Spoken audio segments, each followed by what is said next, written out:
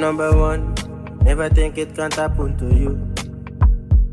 Rule number two, never let them think you're a fool. Rule number three, never let another man know your plan. Rule number four, never let emotions weigh you down. Rule number five, never mix pleasure with business. I tell you if you know, cause man me I dey talk from experience. Say rule number six, so never let them see you finish, yo. Rule number seven, never let a nigga know your next move. Yeah.